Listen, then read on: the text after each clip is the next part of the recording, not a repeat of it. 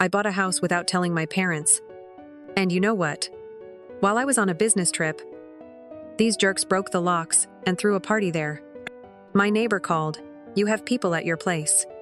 I opened the security app on my phone and was stunned. My beloved family was partying in my house with friends. Drinking.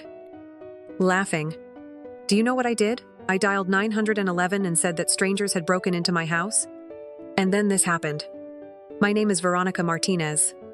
I am 32. I work as a regional sales manager for a large corporation. I travel for business. So I'm home maybe 10 days a month.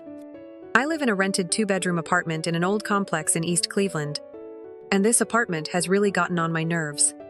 The sound insulation is so bad that it seems like the neighbors live right in my bedroom. To the left, a deaf elderly woman's television is blasting. To the right, a young couple argues every other day.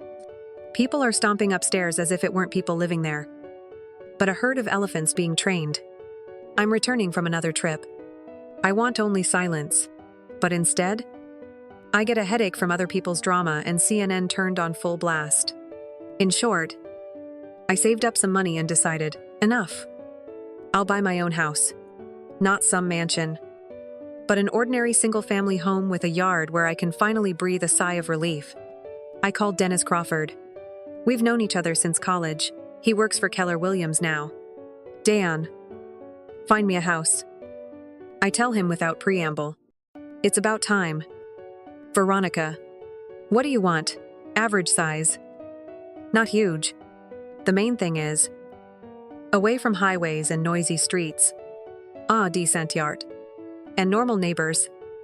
Otherwise, I'll go crazy with my current ones. Got it. Give me some time. I'll look through the MLS listings. As soon as I find something worthwhile, I'll call immediately. While Dennis was searching real estate databases, I decided to visit my parents. Yes, I know. I should visit them more often.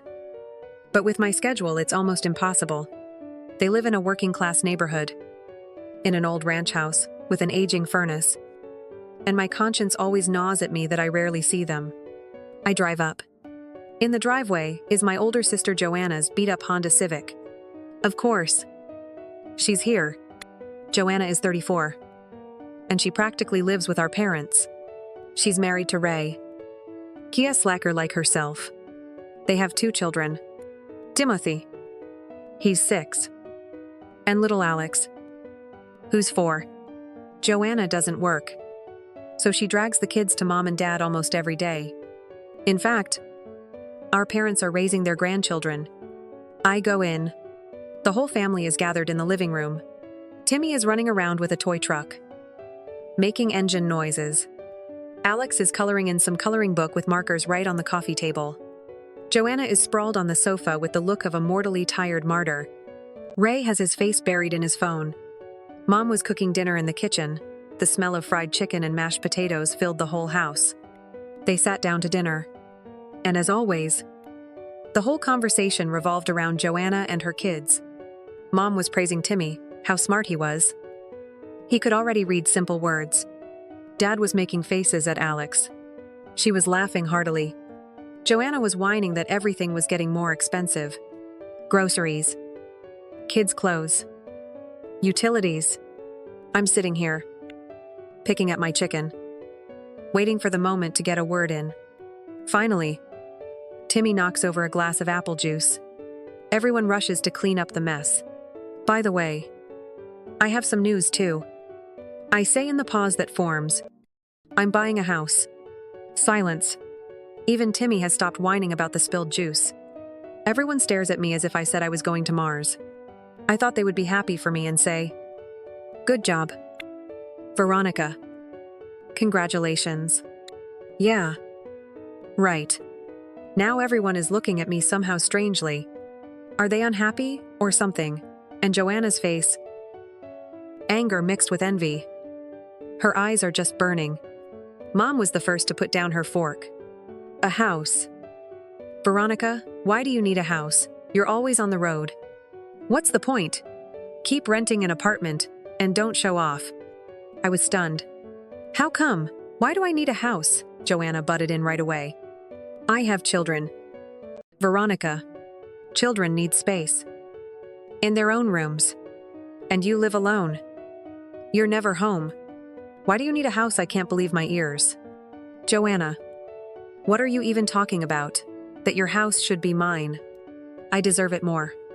I have a family. I look around. Maybe someone will tell her that she's delusional. But Dad nods, as if his daughter is speaking the truth. Ray also nods. Even Mom agrees, shaking her head. She's right. Veronica. Dad turns on his stern voice. You have no family. No children. Only your work. You can't even find a decent man. And Joanna is cramped with the children. She needs it more. I feel like I'm in a madhouse. Are you serious right now? I'm buying a house with my own money? With my own earnings. Family should help family. My mother says. As if that explains everything. Joanna is struggling with 2 little ones. I won't give up my house to anyone. My voice breaks. I worked like crazy. Saved up for years. This is my dream. And I will make it come true. Dad is getting firmer. You are selfish. Veronica. And you live for yourself. No obligations except work. You can continue to live in the apartment. I think you have all gone crazy. I get up from the table. This is complete nonsense. I go to the hallway to get my purse. I hear people chattering in the kitchen, discussing how heartless I am. I grab my things and rush to the exit. Veronica. Where are you going? Mom catches up. We haven't finished the conversation. We finished the conversation. I throw it away without turning around. I've said it all. Don't you dare leave. Joanna is yelling after me. We're family. After all. But I'm already running out of the house and getting into the car. They're still yelling something from the porch. But I don't care. I'm heading home to my noisy apartment complex. My hands are shaking on the steering wheel. The whole way. My dad's phrase is spinning in my head. You don't deserve a home because you don't have kids. At home. The phone is ringing off the hook. Mom. Dad. Joanna. I ignore everyone. Fall into bed. But can't fall asleep. My father's voice is in my ears. In the morning. A mountain of text messages. Mom writes, Veronica. You're selfish. Family helps family. Joanna needs it more for her children. Dad is brief, call back. We need to talk. But the worst of all is Joanna, who has written a dozen texts. That I am heartless. That I don't care about my nephews. That I have lost my conscience. I delete everything without reading to the end. I have to work.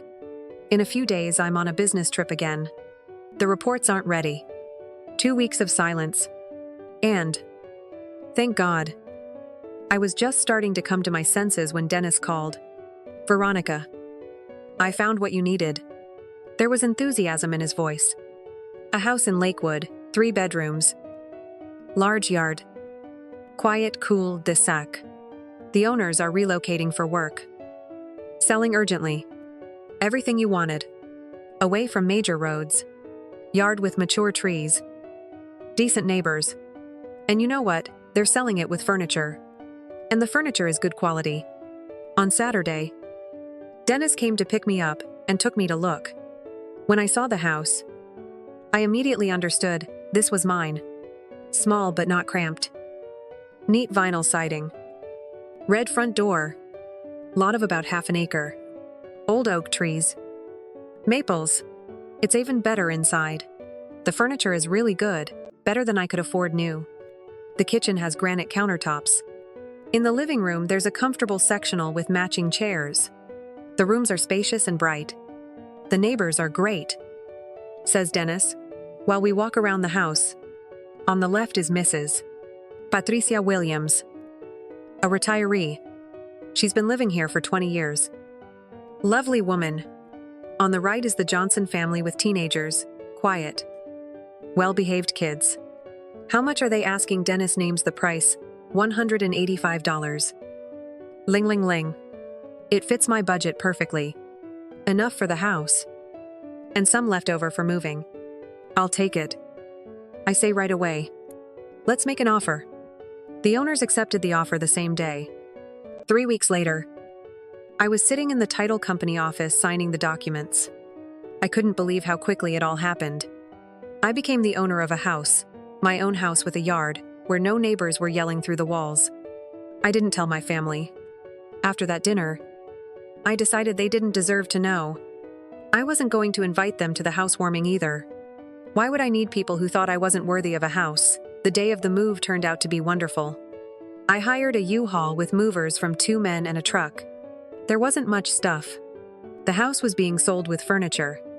I spent the first week walking around the rooms, touching everything, and still couldn't believe that it was mine. I could sit in the yard in the morning with coffee and listen to the birds instead of traffic. It was so quiet at night. I slept without earplugs for the first time in several years. Right after the move, I had to go on a business trip again. But when I came back 2 weeks later, I decided to celebrate properly. I threw a housewarming party and invited everyone I wanted: coworkers, friends from college, cousins, aunts who had always treated me like a human being. The party was a great success. Everyone praised the house, said how proud they were of me. We were grilling burgers in the yard, drinking wine, just having a good time. I was so happy and proud, showing my new house to people who really care about me. At about 8 o'clock, when the fun was in full swing, someone rang the doorbell. I wasn't expecting anyone else. I went to open it. I opened it and almost fell. My parents, Joanna and Ray, are standing on the threshold, all dressed up, as if they were going to a party. Surprise, Mom, with a fake smile. We found you. What are you doing here? I ask, still in shock. How did you find out the address? Mom waved her hand, as if it didn't matter. We have our ways. Aren't you going to invite us in? Before I could open my mouth, they all pushed past me into the house. I stood there with my jaw dropped, watching them enter my living room as if they owned the place. Surely one of my cousins let it slip. I should have been more careful. As soon as they entered, it was as if they had been transformed. Mom began to gush compliments to my relatives. Look what our Veronica has achieved. We are so proud of her. She worked so hard for this beautiful house. Dad shook my coworkers' hands, pretending to be a proud father. Yes, we always knew she would go far. We raised her right. You know, I was shaking. These are the same people who said I didn't deserve a house 2 weeks ago. And now they pretend like they always supported me. Meanwhile, Joanna and Ray wandered around the house. They inspected every room. Going upstairs after Joanna, she opened the closets in my bedroom, looked into the bathroom. Ray rummaged around in the kitchen downstairs, opened all the drawers, looked at the appliances. It felt like they were studying my house, memorizing every detail. It was awkward, but I didn't want to make a scene in front of the guests. They stayed for about an hour, pretending to be a loving family. Then they said it was time. The children needed to go to bed. At the door, Mom turned around with a reproachful look. Veronica should be ashamed. Not inviting family to the housewarming. Didn't even say she bought the house. That's wrong, Dad added. We had to find out from strangers. You can't treat parents like that. I wasn't ashamed at all. I felt relieved when they finally left.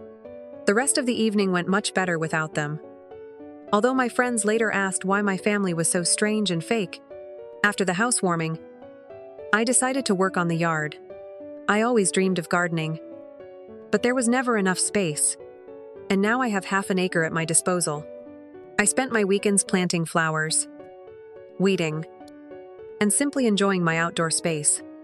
That's how I met Patricia Williams, my neighbor. One Saturday morning, she was working in her garden, and I was fighting with a stubborn rosebush. You need to prune it more, she called over the fence. Don't be afraid. They're hardy. I raised my head. There stands a woman of about 70, silver-haired in dirty gardening gloves. But she looks cheerful and strong.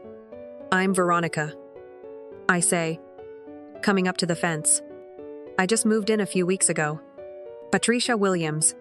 You can just call me Pat." She smiled. We got to talking. She turned out to be a very nice woman. I told her about my work, about the constant business trips. We exchanged phone numbers. She promised to keep an eye on the house when I was away. It felt so good to know that there was a reliable person nearby. 2 months passed. Everything was perfect. I loved my home more and more every day. And then another business trip. For 2 weeks. I warned Pat. She promised to keep watch. The first week went well. And on Wednesday evening of the second week at 11 p.m., a call. "Pat. Veronica. Honey. I'm sorry it's so late. But there's someone in your house. The lights are on. Music is playing." My heart skipped a beat. "What are you sure?" "I'm sure. There are definitely people inside. I can hear voices and music." I tried to think rationally. Maybe Pat got something mixed up. After all, she's elderly. Watches too many crime shows on television. "Thank you for calling. But I think you're mistaken. No one can break into my house." "Well, since you don't believe me, I won't say anything more," she said coldly and hung up. I finished my business trip early. Flew home via Southwest. Arrived. Everything was fine. Nothing seemed to be missing. The house was clean. No signs of a break-in. I felt ashamed that I had offended Pat. In the morning I bought a cake from Kroger and went to apologize. She opened the door and seemed happy. "I want to show you something," she said, and led me to the kitchen where her iPad was. I recorded it that night. She showed me the video. The quality was so-so. It was dark. But my house was clearly visible. The lights were on inside. Shadows were moving in the windows. I felt sick. My God. "Pat. Forgive me. I didn't believe you. Do you know who it was? The video is too dark. You can't see their faces." "I can't say. But there were definitely people there." She airdropped me the video. I went home in complete panic. Someone had gotten in without breaking anything. That same day I called ADT Security. "We can install everything tomorrow morning," the technician said. "Cameras at all entrances, around the perimeter of the property, and one in the living room. Everything displays on your phone through our app." "Great. And make sure it's not visible from outside." "Don't worry. The cameras are miniature. Completely invisible." The next day everything was installed. The cameras are really discreet. You won't see them unless you specifically look. I tested the app. Crystal clear image of every corner of the house. Nothing happened for a month. I was constantly checking the app. Everything was calm. I started thinking that maybe no one would come back. And then another business trip. But now I'm calm. There are cameras. If someone tries to get in, I'll see them right away and call the police. I warned Pat that I was leaving. She said she would keep watch anyway. 3 days after leaving, a late call from her. "Veronica. You have people in your house again. Music. Voices are audible." My heart started pounding. "I'll check the cameras now." I opened the ADT app and connected to the live feed. What I saw made my blood run cold. There were people in my living room, but not strangers. My family. My parents. Joanna and Ray had made themselves at home. But that's not the worst of it. They had guests with them, about 8 people. Apparently friends of Joanna and Ray. They all sat in my living room, drinking wine, having fun, laughing, toasting. I watched in complete shock as my sister walked around my house as if she lived there, giving tours to the guests. Ray stood behind my kitchen counter, mixing drinks. My father sprawled in my favorite recliner, as if he was at home. Mom was in the kitchen, busy, probably serving snacks on my dishes. My first impulse was to call them and scream at them to get out of my house. But I was so much more furious than that. I dialed 911. 911. What's your emergency? There are intruders in my house. I'm on a business trip. And they broke into my house and are having a party in my living room. Can you see this happening right now? Yes. I have security cameras. I'm watching it through the app on my phone. There are about 8 people there, drinking and partying. We're dispatching officers now. Stay on the line. Keep watching the cameras. I'm watching the live feed. Talking to the dispatcher at the same time. My relatives and their friends continue to party, not suspecting that police are already on their way. About 10 minutes later, I see 2 patrol cars pull up. 4 police officers get out and go to the front door. They knock loudly. I see it all on the cameras.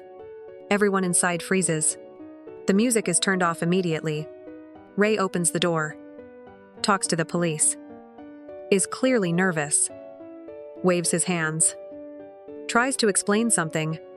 The officers enter and start talking to everyone. Joanna and my parents are in shock. Their friends are confused. Scared. One officer is taking notes. The others are questioning everyone. And then it started. Ray, clearly drunk, suddenly showed aggression. I see how he raised his voice. Points his finger at the officer. The officer steps back. Says something. But Ray is getting more and more heated. One of the subjects is behaving aggressively with our officers.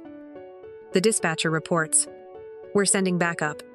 Ray actually tried to push the policeman. That's it. They immediately grabbed him and put him in handcuffs. He resists. Yells something.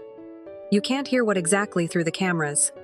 A few minutes later, more cars arrived. I watch as all the guests are escorted out to the street. Joanna is crying. My parents are scared. Ray is taken away in handcuffs. Everyone is put into cars and taken away. About 30 minutes later, there's a call from the police department. Miss Martinez, this is Sergeant Johnson from Lakewood PD. We have detained several people in your house. They claim that they had permission to be there. That you gave them keys? Is that true? Absolutely not. I did not give anyone permission. I did not give them any keys. This is illegal entry. The detainees say they are your relatives. What would you like to do? There's no misunderstanding. They are my relatives. But that does not give them the right to break into my house. I demand that they be held accountable to the fullest extent of the law. We'll hold them overnight for processing. Come to the station tomorrow and file a formal complaint. I just hung up when the phone started ringing off the hook. My parents. Joanna. I'm not answering. The text messages are pouring in. Mom Veronica. We're at the police station. Tell them it's a misunderstanding. Call back immediately. Dad, this is ridiculous. Tell the police that you gave us permission to use the house. Joanna has written a dozen messages. I can't believe you called the police on your family. The kids are at Ray's mom's. I can't get to them. You're ruining our lives. I read and laugh. They think I'm going to lie to the police. To cover for them after what they did. No way. I called my boss. Explained the family emergency. And said I had to return urgently. Understood. She said. Finish up the business trip. I flew back the next day via United. Went straight home. Total mess. Glasses everywhere. Crumbs on the furniture. Empty bottles in the kitchen. Didn't have time to clean up before the police arrived. Went to the station. The family is still there. Spent the night in holding. When they saw me, everyone started talking at once. Veronica. Thank God. Mom. Tell them it was a mistake. Explain to the officers that we had permission. Dad in a commanding tone. The children are with Ray's mother. I need to get to the kids. Joanna is sobbing. Ray just stares. His eyes red. I turn to the detective. I want to clearly state that I did not give any of them permission to be in my house. I did not give them any keys. They illegally entered and threw parties while I was away on a business trip. My parents turned white. Joanna started sobbing, even louder. Ray has a murderous look. Dad tries again, Veronica. Stop fooling around. Tell the truth, that you gave us the keys and then got angry because of some petty thing. I'm telling the truth. They broke into my house. The detective nodded. File your complaint. Then we'll follow procedure. In the end, I decided not to push for maximum penalties. I felt sorry for my nephews. I asked for them to be released on their own recognizance, But there were consequences anyway. A few days later, the police called and told me the details. It turned out to be even worse. Your sister made impressions of your keys when she came to your housewarming party. The detective explained. She used modeling clay for the impressions, then had duplicates made at Home Depot. I couldn't believe it. She planned it from the very beginning. It looks like it. And they also had information about your business trips. Your sister has a friend who works in your company's HR department. She told them your travel dates. The family didn't end up in jail, but they were fined heavily. Ray's workplace was informed of the arrest. He was fired. Joanna lost all her friends who were at that party. They were furious about the arrest and about being dragged into someone else's illegal house entry. My parents tried to call me for weeks, but I didn't answer. Joanna sent me long Facebook messages about how I had ruined her life, but I deleted them without finishing reading. I changed all the locks, upgraded the security system. I became even closer with Pat. She was terribly worried. I should have recognized them. I saw them at the housewarming. Don't blame yourself. I couldn't even imagine that my family was capable of such a thing. Now I don't communicate with my parents or Joanna at all. What they did is unforgivable. They secretly copied my keys. I used my house for parties while I was working, and behaved as if they had every right to do so. When I remember how they said I didn't deserve a home, and then secretly turned my home into their entertainment venue, it still makes my blood boil. But I love my home more than ever. It's truly mine now, protected and safe, and it's watched over by Pat, a true friend who really cares. A story 2. While I was giving birth, my husband and mother-in-law sold my condo, which my parents had given me. They came into the maternity ward, threw a wad of money on my bed, and said, "This is your share. You pauper." I silently took the money. But when my mother-in-law saw the buyer's signature on the contract I handed her, she was overcome with horror and lost consciousness. And before we continue, I kindly ask you to support my story. Like it, subscribe to the channel, and be sure to leave a comment. Thank you very much, and enjoy listening. Veronica stood in the middle of the sun-drenched living room and tenderly stroked her huge belly. The 8th month, her little Eva was already actively pushing, as if greeting the world from her cozy shelter. This 2-bedroom condo in a new building in downtown Seattle was not just a place to live, but a real nest that Nika had lovingly built for the last 6 months. Her parents had given it to her for their wedding. A generous, almost royal gift that immediately freed her and Igor from the need to wander around rental apartments and get into mortgage debt. Nika adored this place. Light wallpaper, floor-to-ceiling windows overlooking Pike Place Market, a spacious kitchen where she baked her signature apple pies. Everything here exuded coziness and the anticipation of a happy family life. Igor, her husband, seemed happy too. Every evening, he returned from work at Amazon, kissed her neck, knelt down and put his ear to her belly. Talking to his daughter. "How is my princess? Waiting for daddy," he whispered.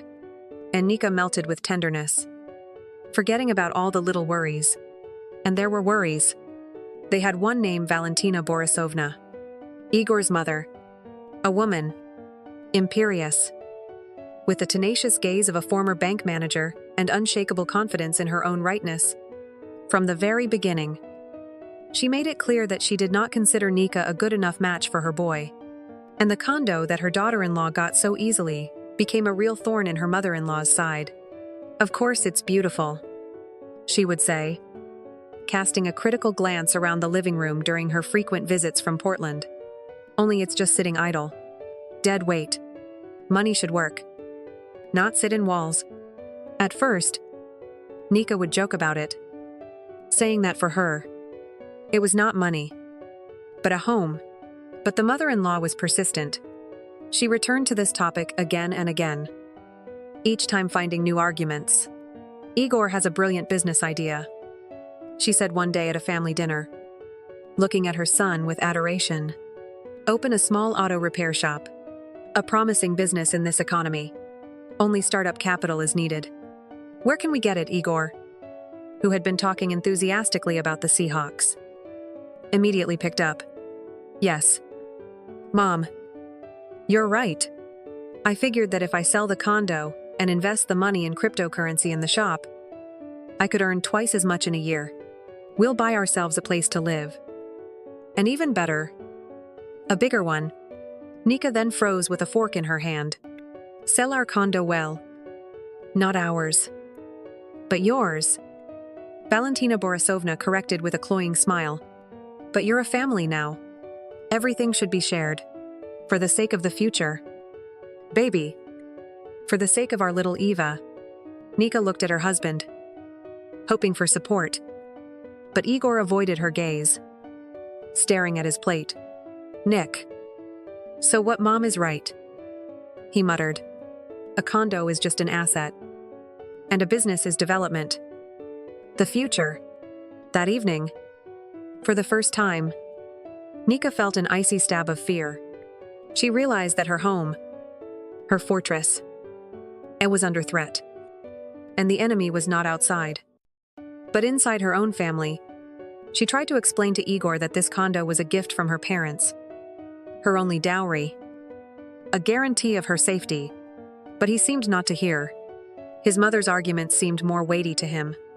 The conversation ended in nothing, leaving behind a heavy aftertaste.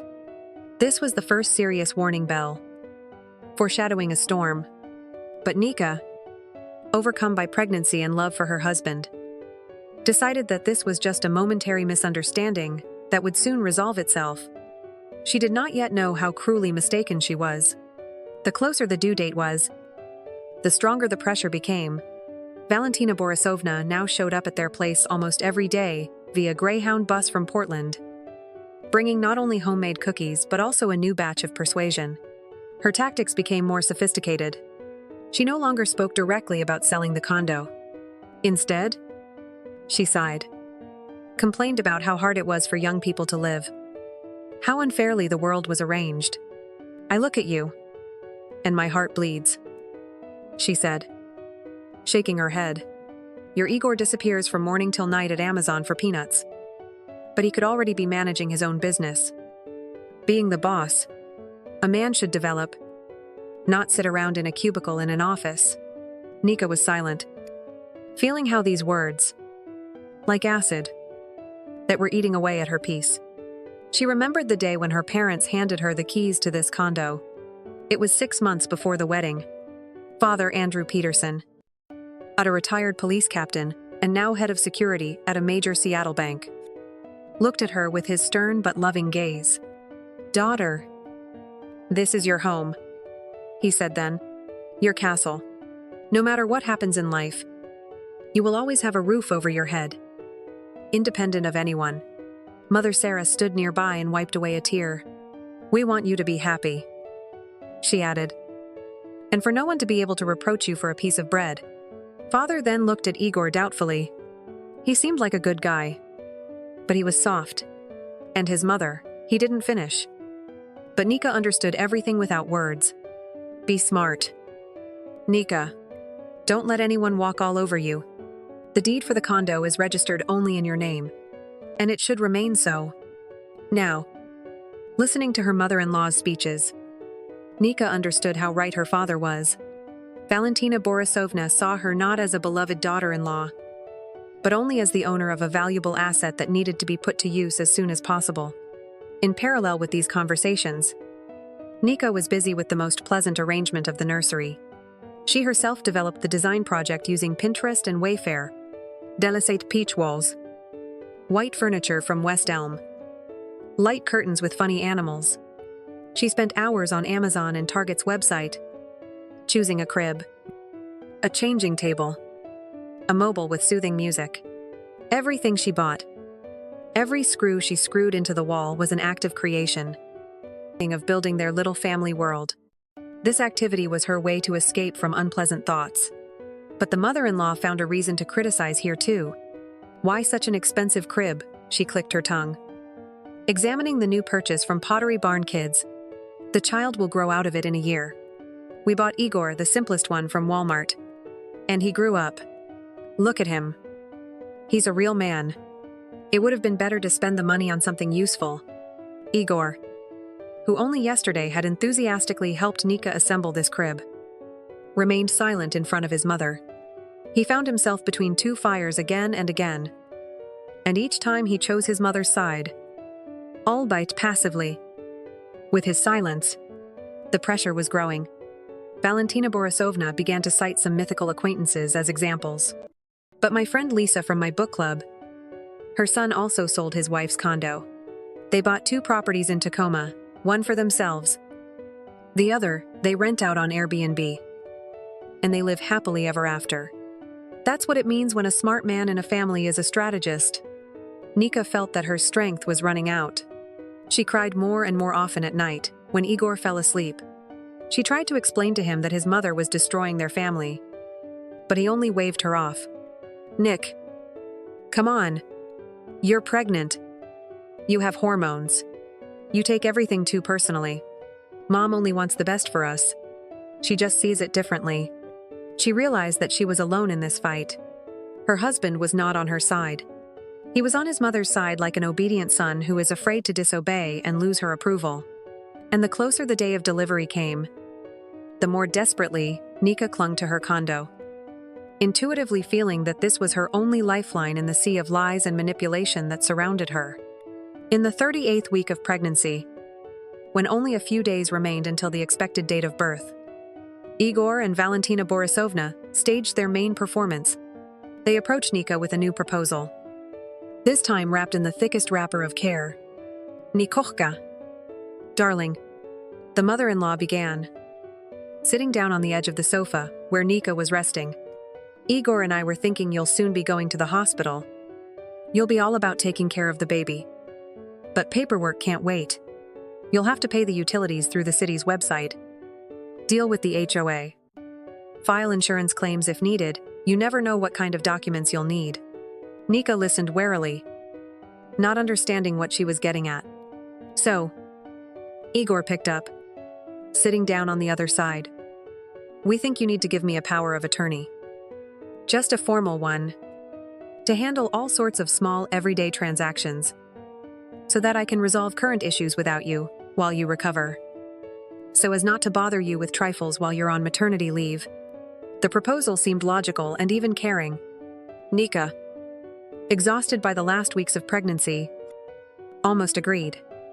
But something inside, some quiet voice, the instinct of self-preservation made her hesitate. "I don't know. Is this necessary?" she asked uncertainly. "Of course. Definitely." Valentina Borisovna threw up her hands. "You don't want late fees to accumulate on your credit cards or for the electricity to be turned off for non-payment, do you? You'll be holding a baby in your arms. You won't have time for that. And Igor will handle everything. He's your husband. Who else can you trust?" They put pressure on her together, citing more and more arguments. Nika felt trapped. To refuse would mean to show distrust of her husband, to provoke a new scandal. To agree would mean to go against her intuition, which screamed about danger. In the evening, she called her father, retold the conversation to him, trying to sound calm. Andrew Peterson listened silently, without interrupting. His silence was more eloquent than any words. "Absolutely not," he said finally. And there was steel in his voice. "No general power of attorney. At most, to collect mail and pay bills through your online banking. And I wouldn't recommend even that, Dad. But they say it's for convenience." "I know what they say," he interrupted. "I also know your mother-in-law and her appetites. Igor may not be a villain, but he is weak. She can manipulate him easily." He was silent for a moment, and then added, "You know what? Daughter, come to my office tomorrow at Wells Fargo. We'll sign some paperwork for your peace of mind." What paperwork, Nika didn't understand. "I'll explain later. Just come." The next day, Nika went to her father's office at the bank. She felt safe in his spacious office, overlooking Elliott Bay. Andrew Peterson put 2 documents in front of her. "This is a fictitious loan agreement." He pointed to the first sheet. "Allegedly, I lent you a large sum, comparable to the value of the condo." He moved the second sheet. And this is the lien agreement. According to it, your condo acts as security for this loan. We will not file it with King County records. It will simply lie in my safe. Why Nika still did not understand. This is your safety net. Her father explained patiently. If they do decide to do something with the condo behind your back, this backdated contract will make any sale illegal. Because property under lien cannot be sold without the consent of the lien holder, which is me.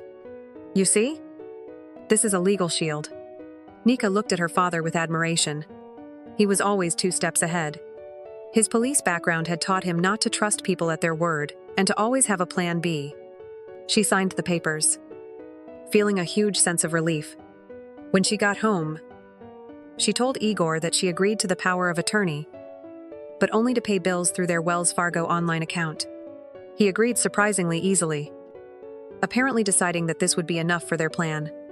They went to a notary public office, where Nika, having carefully read every word, signed a document with a very limited list of powers. She was sure that she had protected herself.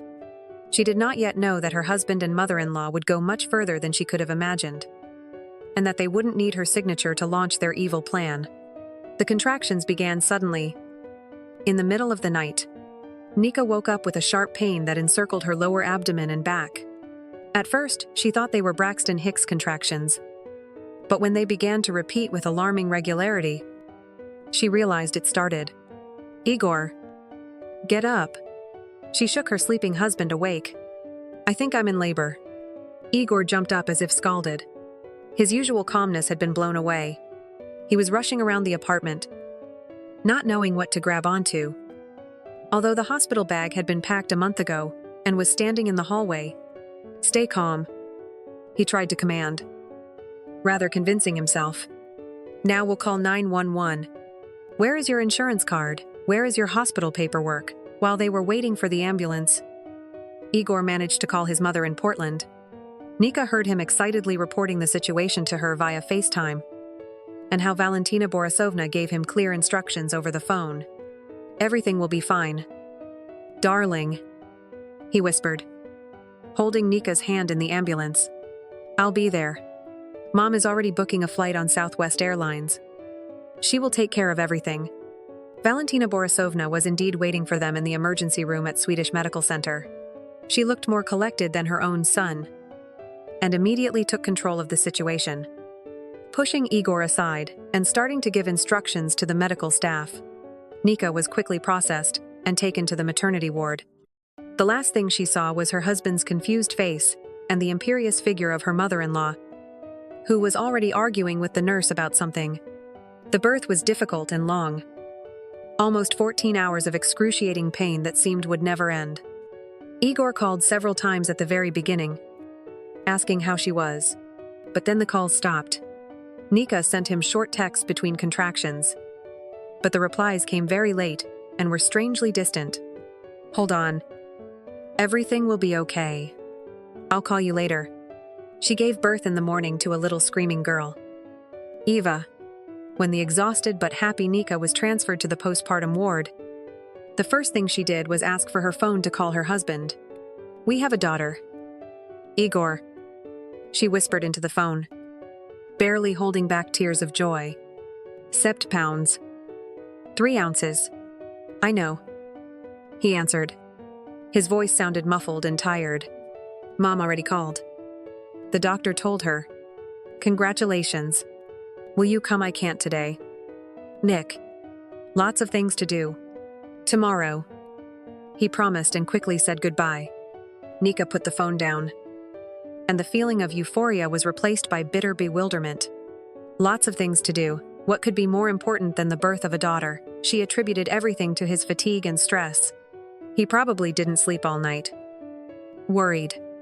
But the next day, Igor never came. He called in the evening, said that he had an urgent meeting at work that could not be canceled. He talked about some new opportunities, big changes. But Nika, lulling the crying Eva to sleep, listened to him with half an ear. But Valentina Borisovna called constantly via WhatsApp video. She asked about her granddaughter's health, gave advice on breastfeeding, and insistently repeated, "The main thing is that you rest. Baby. Recover. Igor and I will handle everything ourselves. Don't think about business. We took everything upon ourselves." The phrase "took upon ourselves" sounded ominous. But Nika, absorbed in caring for the newborn, did not attach much importance to it. She was in her own little world, consisting of feeding, diapers, and boundless love for the tiny creature lying next to her. The outside world seemed distant and unimportant. Igor appeared only on the third day. A modest bouquet of grocery store flowers. A routine kiss on the cheek. He looked at his daughter through the nursery window, but did not dare to take her in his arms. "She's so small," was all he said. He was tense. Avoided looking Nika in the eye. Constantly checked his iPhone. Stayed only half an hour and left. Citing another important meeting, Nika felt like a wall had grown between them. His silence, his detachment frightened her. She tried to ask what was going on, but he just waved it off. "It's nothing, Nick. It's just that a lot of things came up at Amazon. I'll tell you later."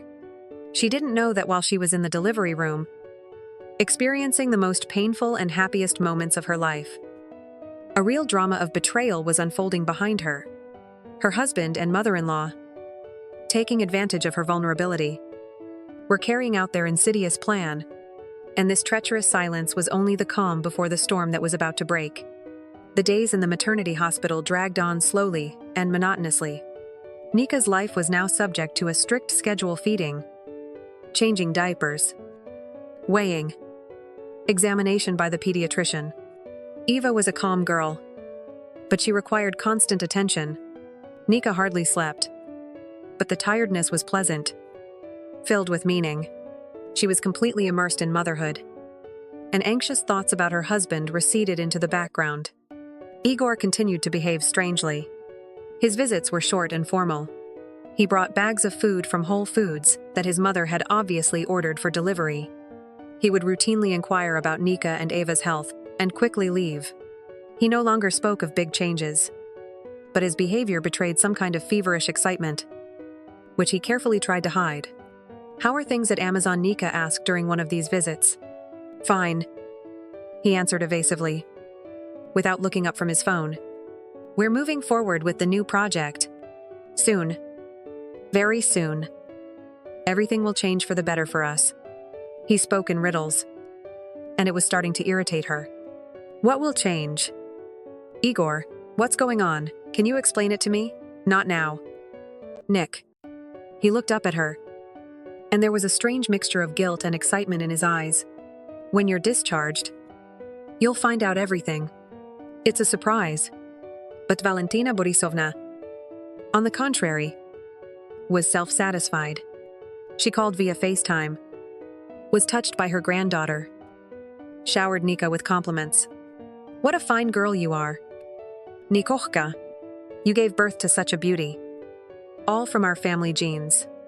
And then, as if by the way, she added, "Igor and I are preparing such a gift for you. Such a gift for your whole life. Remember, soon we will all live together as one big friendly family in a new spacious house in Bellevue." Nika listened to this speech and could not shake off the bad feeling. What new house? Why all together? She loved her condo, her cozy nest in downtown Seattle, and did not want to move anywhere. Discharge was scheduled for the 5th day. Nika happily packed her things, anticipating returning home. But in the morning, during the last examination, the pediatrician frowned. "Your daughter has a little jaundice," she said. "It's okay. It's common in newborns. But I would recommend that you stay under observation for a couple more days. We'll do phototherapy under blue lights, and everything will clear up." Nika was upset, but she didn't argue with the doctor. Her daughter's health was the most important thing. She called Igor to tell him the news. "We are being delayed for 2 to 3 days. Eva has jaundice." "Oh, what a pity," he replied, and Nika thought she heard relief in his voice. "Oh well. Get treatment. We'll wait." These extra days in the hospital were a gift from fate for Igor and his mother. They gave them time to finish what they had started, cover their tracks, and prepare for the surprise. While Nika spent hours at the NICU, where her tiny daughter lay under blue lights, her husband was showing their condo to buyers through a shady real estate agent, an old acquaintance of Valentina Borisovna. They were in a hurry. The deal had to be completed as quickly as possible while Nika was in the hospital, isolated from the outside world and her influential parents. The power of attorney that Nika signed did not give the right to sell real estate, but the agent found a corrupt notary for a good percentage, who, for an even higher percentage, agreed to turn a blind eye to some formalities and formalize the transaction using photocopied documents and an old general power of attorney, which Nika had supposedly signed before but which was actually forged. Everything was done dirty, on the edge of the law, but with the expectation that the young mother, exhausted by childbirth, would not make a fuss and accept the fact. Nika did not suspect anything. She trusted her husband completely. She waited for discharge, dreaming of the three of them returning to their home. She didn't know that she no longer had a home, that the trap that her closest people had prepared for so long and so carefully was about to snap shut, and that this blow would be dealt at the most vulnerable moment of her life. Finally, on the 8th day, the doctor announced that both she and Eva were ready to be discharged. The jaundice had cleared. The tests were normal. Nika happily called Igor. "We are being discharged tomorrow at noon." "Excellent," he answered cheerfully. "We will greet you like a queen." Nika spent the entire next day in pleasant preparations. She packed her things, dressed Eva in a beautiful white onesie with lace from Carter's, which she had bought in advance, and tidied herself up. She wanted to look good that day, despite the fatigue and extra pounds from pregnancy. Exactly at noon, a nurse came to pick her up. "Veronica, they've come for you. You can go." Grabbing her bag and the precious bundle with her daughter, Nika hurried to the discharge area. Her heart was beating joyfully in anticipation of the meeting. She imagined Igor waiting for her with a huge bouquet of flowers. How they would go home, to their cozy condo, where their new happy life together would begin. Igor and Valentina Borisovna were indeed waiting for her in the discharge area.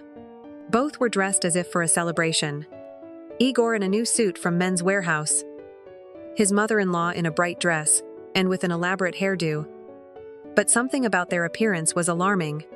They were too excited. Strange, triumphant smiles played on their faces. Igor did not have any flowers in his hands.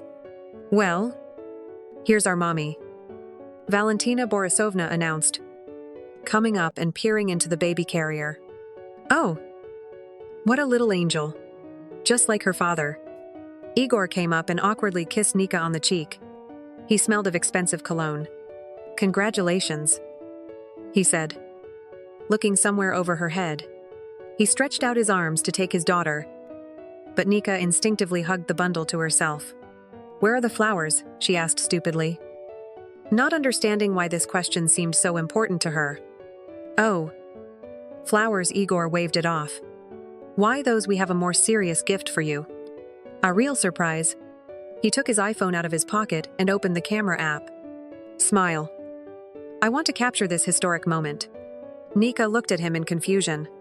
"What's going on? Why is he filming? We were busy here while you were resting." Valentina Borisovna winked conspiratorially. "We solved all your problems and ours." She took a plump manila envelope out of her coach purse and handed it to Nika.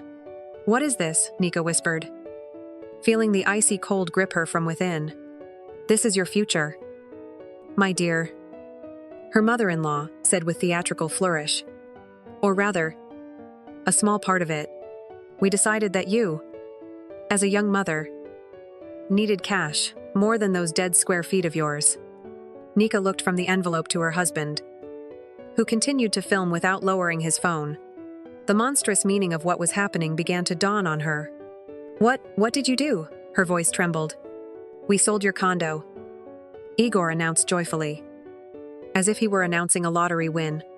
"At a very good price. We invested all the money in cryptocurrency and my new auto shop. Now we will be rich."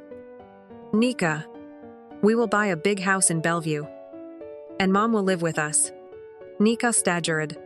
The nurse standing next to her caught her by the elbow in time. She looked at her husband and mother-in-law and could not believe that this was happening. It seemed like a bad, absurd dream.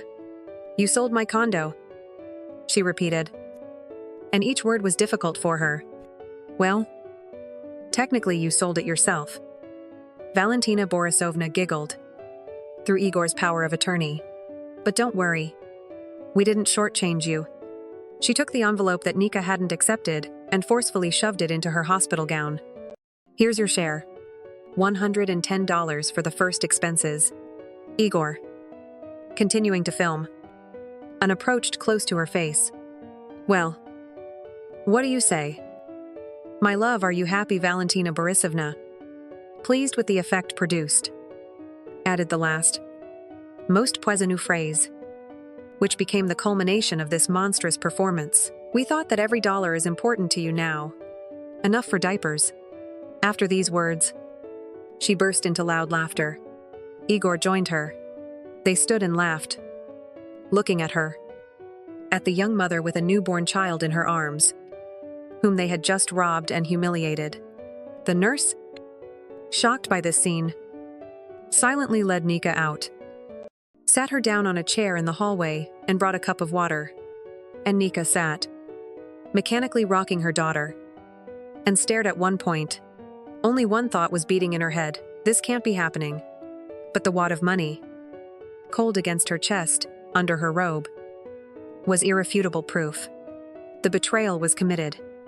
The most terrible, the most vile thing that only close people are capable of.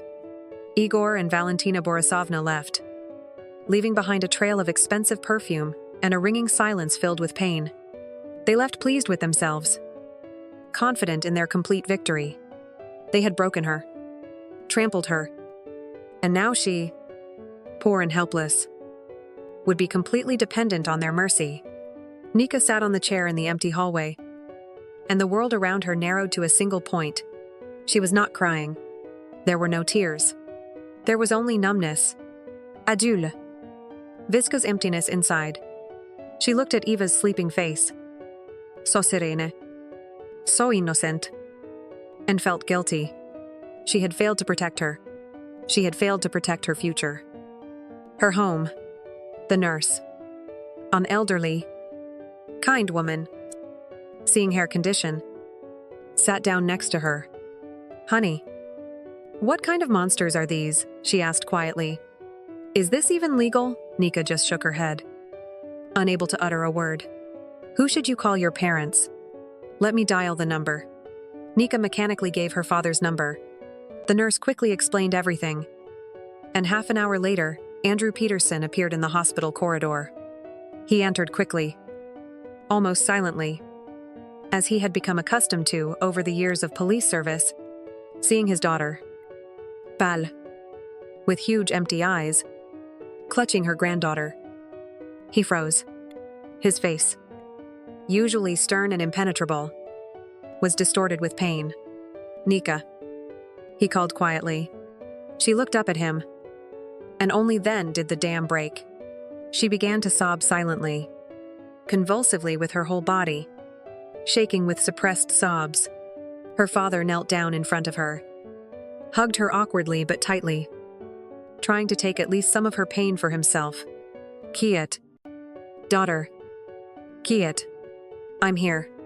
Everything will be fine, he repeated, stroking her hair. We'll figure it all out.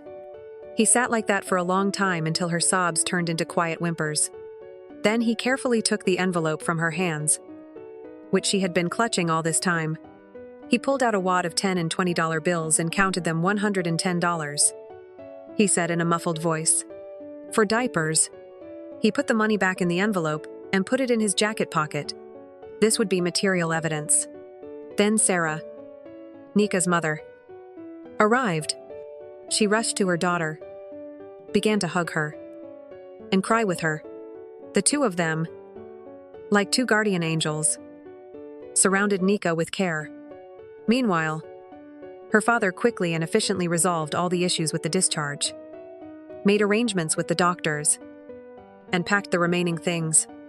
They drove to their parents' house in Bellevue in silence. Nika sat in the back seat, hugging Eva and looking at the city lights floating past the window. She felt devastated, burned out. Hopes were dashed. Trust was trampled. The future, which had seemed so clear and happy that morning, was now covered in a thick, impenetrable fog. Everything was ready for her arrival at her parents' house. Her old room had been turned into a cozy nursery. There was a crib, a dresser, diapers and baby clothes laid out. Mom had ordered everything from Amazon Prime. They put Eva to bed. And Nika, exhausted, sank into an armchair in the living room. She felt broken, defeated. She felt like she had no more strength to fight, no more strength to live. She was at the most vulnerable point of her life, betrayed by those closest to her, with a newborn baby in her arms, without a home and without a future. This emotional breakdown was worse than the physical pain of childbirth. It deprived her of her will, paralyzed her, plunged her into hopeless despair.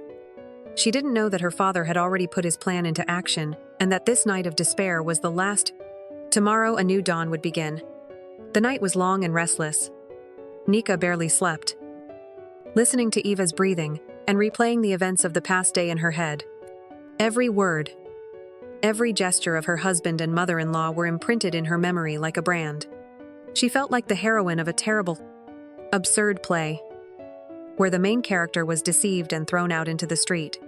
In the morning, she went down to the kitchen. Her father was already sitting at the table with a cup of Starbucks coffee and looking through some papers. He looked focused and, surprisingly, calm. "Good morning," he said, looking up at her. "How did you sleep?" "I barely slept," Nika answered honestly, sitting down opposite. "Dad, what should we do? They took everything. I have nothing left." "That's not true." Andrew Peterson put the papers aside and looked at his daughter. His gaze held that same confidence that had always had a calming effect on Nika. "You have yourself left. And you have us. And the condo, we'll sort out the condo." He pushed one of the sheets of paper towards her. "Remember, you signed the papers in my office at Wells Fargo. The loan and lien agreement." Nika nodded. "So," continued her father, "this was Plan B. I didn't trust your Igor from the very beginning, and especially not his mother. I made some inquiries through my contacts in Seattle PD. Valentina Borisovna has several dubious stories with money behind her back, dating back to her time as a bank manager in Portland. Nothing criminal, but the reputation, let's say, is not impeccable." He took a sip of coffee. "When you told me about the power of attorney, I realized they were up to something.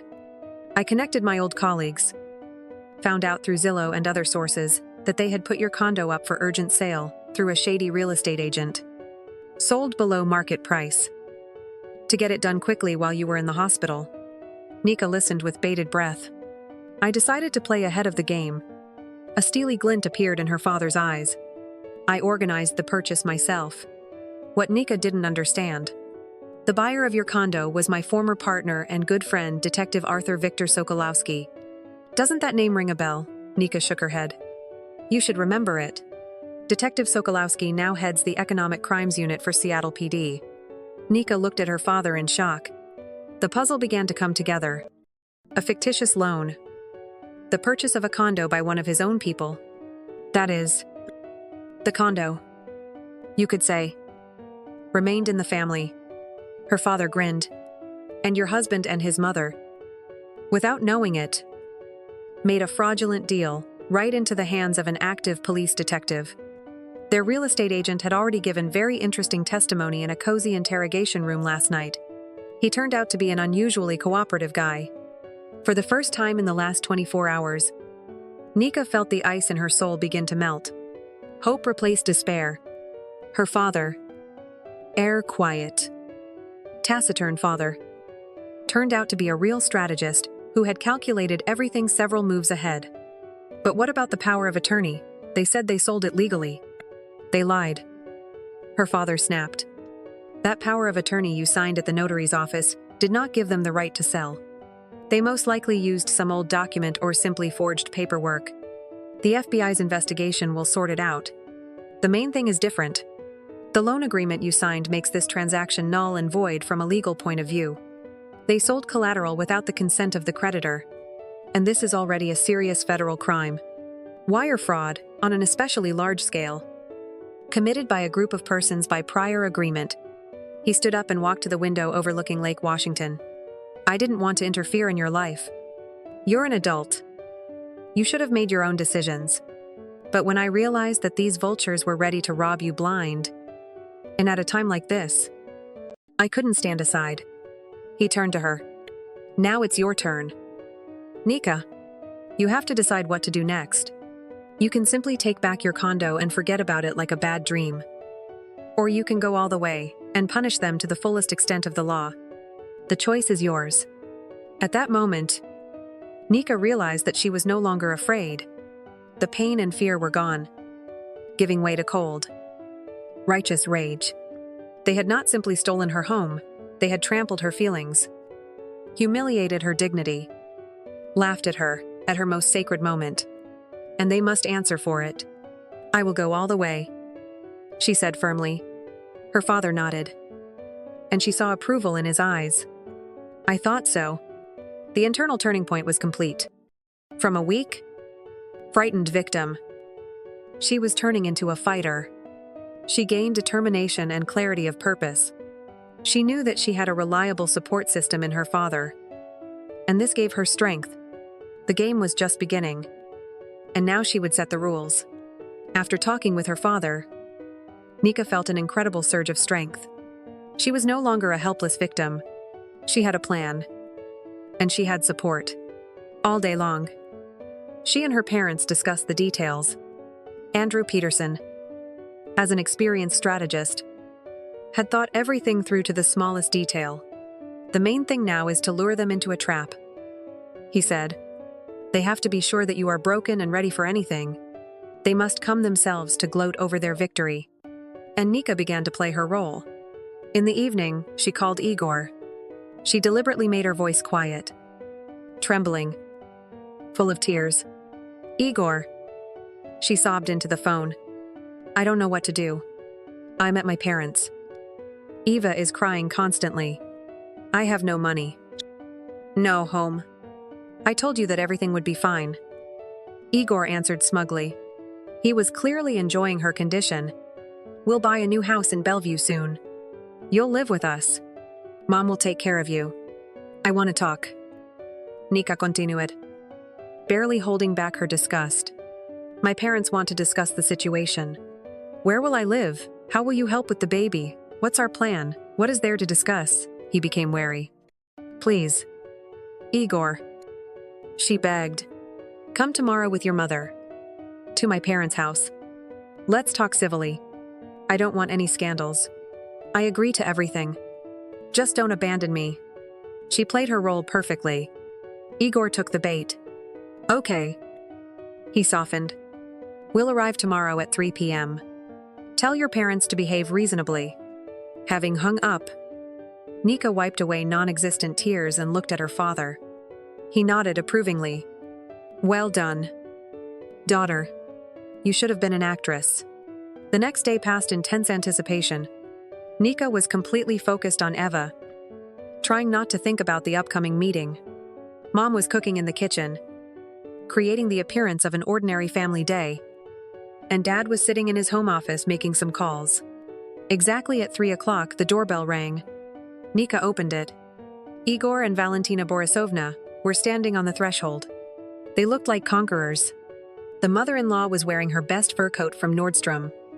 Despite the mild Seattle weather, Igor was wearing a smug expression, looking like he owned the world.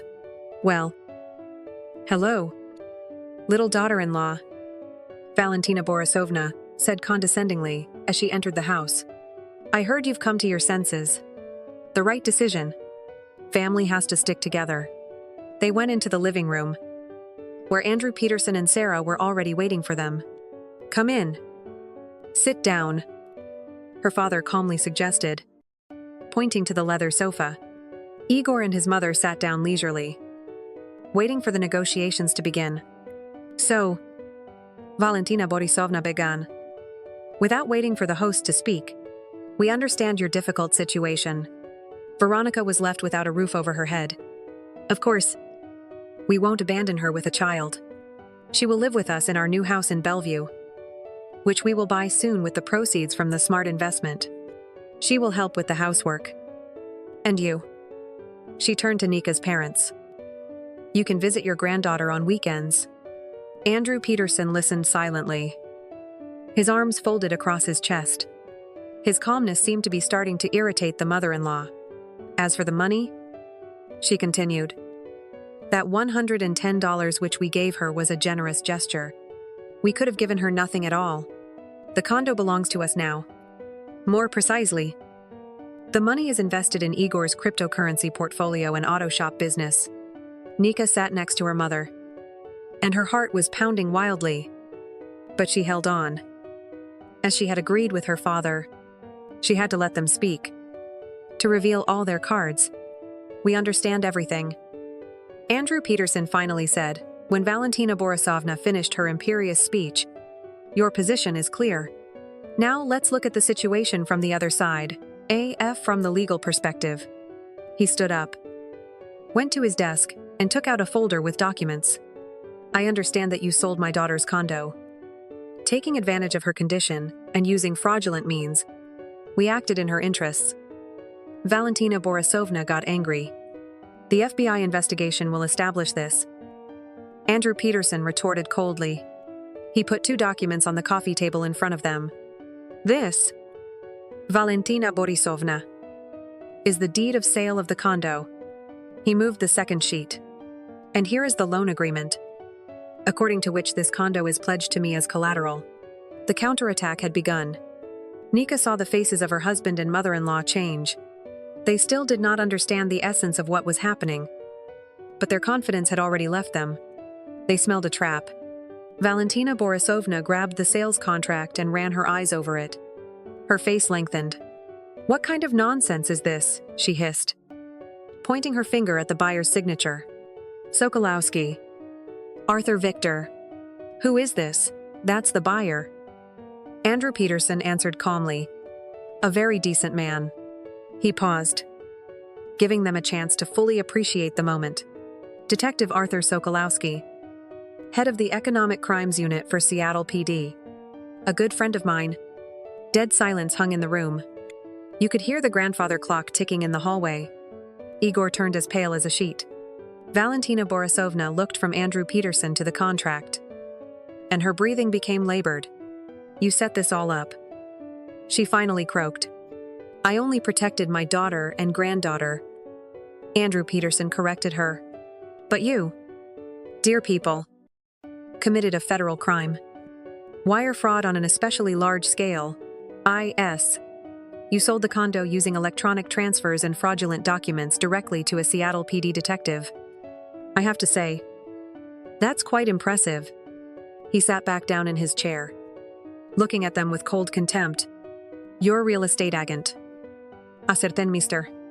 Kravitz has been in federal custody for the second day and is giving very detailed testimony about how you convinced him to help with this scam, how you promised him a generous percentage, how you used forged power of attorney documents. He really wants to cooperate with the FBI to reduce his sentence. Valentina Borisovna clutched her chest. I feel sick. Igor, frozen with horror, didn't even move. Sarah, Nika's mother, silently brought a glass of water and put it on the table. But we had a power of attorney, Igor exclaimed desperately. A power of attorney to pay bills through online banking. Andrew Peterson clarified. Not for sale of real estate. That's number one. And number two.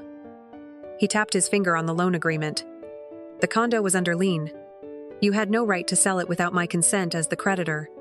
Any legitimate notary would have confirmed this, except for the one who certified your transaction. By the way, the FBI is already dealing with him. Valentina Borisovna made a strange gurgling sound and slowly sank back onto the sofa. Her face turned an ashen color. I didn't know anything. She suddenly pointed her finger at Igor. It was all him. He came up with this scheme. I tried to talk him out of it. Igor stared at his mother in amazement. Mom, what are you saying? We planned everything together. You said yourself that Nika was a gold digger and needed to be taught a lesson. Me, how dare you, Valentina? Borisovna started to yell, instantly forgetting about her heart attack. Ungrateful son, I dedicated my whole life to you. And you're trying to pin this on me.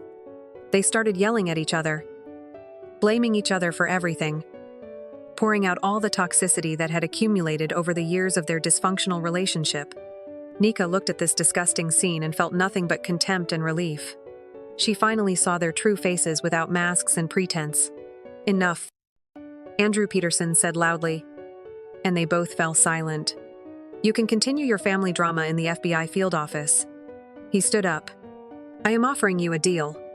You sign an agreement to void the purchase and sale transaction. The condo returns to my daughter. And we, in turn, might consider not pursuing additional charges. Although, I'm afraid, after Agent Kravitz's testimony, it won't matter much. But you might have a chance for a plea bargain. Igor, shaking all over, nodded. Yes. Yes. We'll sign everything. We'll return everything. Just don't let them send us to federal prison. Valentina Borisovna was silent, glaring at Nika and her parents with a look full of hatred. She had lost completely and crushingly.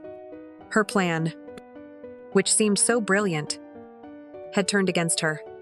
She wanted to take everything from her daughter-in-law. But in the end, she risked losing her freedom. The defeat of the antagonists was absolute. Justice triumphed. And in the most elegant way, they had fallen into their own trap. And now they had to answer for their actions before federal law. And Nika, quiet little Nika, was the winner in this unequal struggle. 6 months passed. Autumn came into its own, painting the trees around Green Lake in gold and crimson tones. Nika sat in her condo in the same chair where she had once cried from helplessness, and watched with a smile how little Eva tried to crawl to a bright toy. Her condo, her home. No one called it dead weight anymore. It had become her fortress again, her safe haven. After that memorable meeting at her parents' house, event developed rapidly. Igor and Valentina Borisovna, frightened by the prospect of federal charges, signed all the paperwork. The fraudulent sale was canceled, and the condo was officially returned to Nika. A wire fraud case was opened against them by the FBI. But thanks to a good attorney from a major Seattle law firm and guilty pleas, they received suspended sentences and heavy fines. They also had to pay restitution. Nika filed for divorce that same week. Igor did not contest it. He seemed broken and completely demoralized. In King County Family Court, he avoided looking her in the eye, quietly answering the judge's questions. They were divorced quickly. Without drama or property disputes, they essentially had nothing to divide.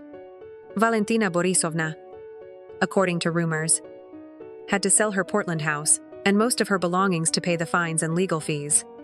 She no longer tried to contact Nika. Her empire had collapsed. And she, deprived of her main weapons, money and manipulation, and they had become just another bitter old woman. Nika began a new life. Her father helped her find an excellent nanny, and she was able to return to work, this time opening her own interior design consultancy. Business was thriving. Her fresh ideas and impeccable taste, showcased on her Instagram and website, quickly attracted clients throughout the Pacific Northwest. She worked hard, but this work brought her not only income through Square and PayPal, but also deep satisfaction. She was no longer dependent, no longer a victim. She was the master of her own life. She had learned to say no, learned to defend her boundaries. The trials she had gone through had not broken her, but had made her stronger and wiser. Sometimes she thought about Igor, not with anger, but with quiet pity. He had never been able to break free from his mother's influence, had never become an independent man. He was only a shadow, a weak reflection of her domineering nature, and that was his main tragedy. That autumn evening, after putting Eva to bed, Nika brewed herself her favorite chamomile tea and sat by the floor-to-ceiling windows. A gentle rain was falling outside, washing the city clean. Nika looked at the lights of Seattle at night and felt a deep, all-encompassing peace. She was happy, not with the stormy, ecstatic happiness of youth, but with the mature, conscious happiness of a person who had weathered the storm and found her shore. She had found something more than just a condo. She had found herself, and that was the most important victory of all. Life is not always fair, but you have to fight for your happiness. If you agree with this, like and subscribe to our channel so as not to miss new exciting stories.